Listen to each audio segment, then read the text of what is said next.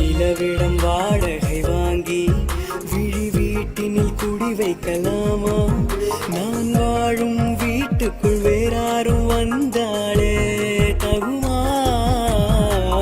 தென்மலை தேக்குக்கு நீதான் உந்தன் தோள்களில் இடம் தரலாமா? நான் சாயும் தோள் மேல் வேறாரும் சாய்ந்தாலே தகுமா? நீரும் செங்குல சேரும் கலந்தது போலே